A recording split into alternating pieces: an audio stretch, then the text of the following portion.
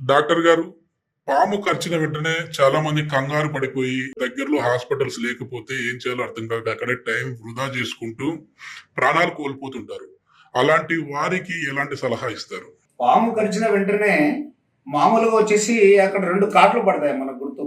ఒక కాటు పడితే తేలని, 2 కాట్లు పడితే పామని దానికి ఆధారాలు అవి.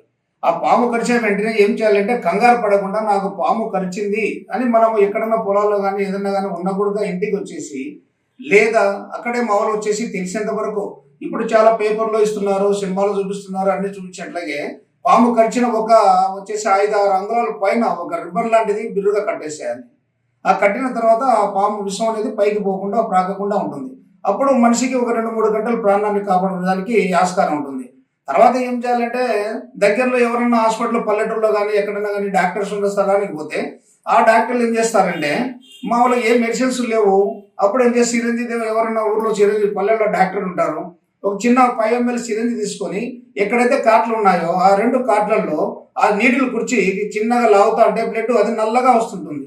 కొద్దిగా మామూలుగా అట్లా మామూలుగా 3 ml కానీ 5 ml కానీ 2 కాట్లలో తీసేస్తే నల్లటి పొయ్యి ఎప్పుడైతే డిడ్ వస్తుందో అప్పుడు ఆ విషం అంతా సిరంజిలోకి వచ్చేస్తుంది.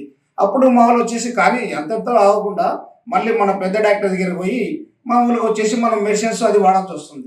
లేదు అంటే ఇక్కడ మన పల్లెటూరులో ఇంకా కొన్ని పల్లెల్లో కాకుండా మామూలుగా టౌన్లో కూడా ఏం చేస్తామంటే నాజా 200 అని ప్రపంచవ్యాప్తంగా పాము విషానికి మందు విరుగుడు అని చెప్తున్నారు.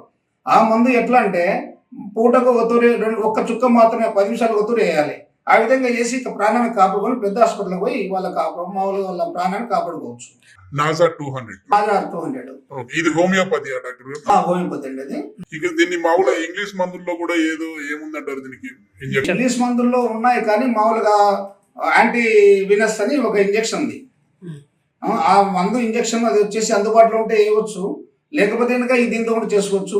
అది కాదులేదు అనుకో అదే మామూలు కట్టుకొని మామూలుగా శరీరంతో ఎవరితో లాక్కోవడం అతనే చేసుకోవచ్చు. కానీ గట్టిగా పిండుతూ ఉంటే ఆ రంధ్రాల రక్తం వచ్చేస్తుంది, అప్పుడు విషం బయటకు వచ్చేస్తుంది. ఆ విధంగా హాస్పిటల్కి వెళ్ళిపోయి ప్రాణాలు కాపాడుకోవచ్చు. ఇప్పుడు సినిమాలో చూపించినట్టుగా పాము గడిచిన వెంటనే ఆ నోటితో పీల్చడం అట్లా చేయొచ్చు? అది చాలా తప్పు. ఆ విషం వచ్చేసి మళ్ళా పక్క వ్యక్తి పీల్చే వ్యక్తికి వచ్చేస్తుంది.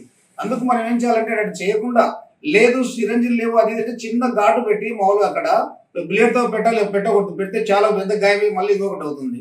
చిన్న సూది లాంటిది అట్లా చేసి పిండుతా ఉంటే రక్తం బయటకు వచ్చేస్తుంది. మీరు ఆర్ఎంపీ డాక్టర్ అయినప్పటికీ కూడా ఆయుర్వేదంలో కూడా మంచి ప్రావీణ్యత ఉంది అని చెప్పేసి విన్నాము. మరి దీనికి ఆయుర్వేదంలో అంటే పామే మన ఇంటి వైపు రాకుండా ఉండాలి అని అంటే ఈ మూలికలు ఉంటే పాము రాదు అని అంటుంటారు.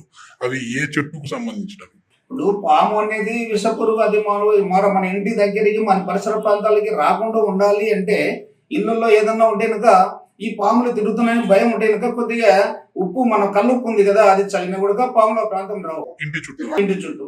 లేదు అంటే తెల్లీశ్వరి గడప దగ్గర గడప కానీ ఎక్కడన్నా కానీ అట్లా నేను చేసిస్తే కూడా పాము పరిసరాలకు రావు. వచ్చేసి నాగముష్టి ఒకటి మెయిన్. తెల్లీశ్వరి చాలా పవర్ఫుల్. తెల్లీశ్వరి నేను నార్మల్ కూడా చెప్తున్నాను. మా ఇంటి చుట్టూ కొన్ని పాములు ఉండేవి. ఆ తెల్లీశ్వరి చుట్టేసినాక లోపలికి రావడం లేదు. నా కార్లో కూడా ఒకటి మామూలుగా ఏదో కనపడితే నేను భయంతో అట్లా తెల్లీశ్వరి చిన్న చిన్న ముక్కలు చేసి ఆర్డర్ చేశాను. ఇప్పుడు ఆ భయం లేదు. అందుకు తెల్లీశ్వరి చాలా మంచిది.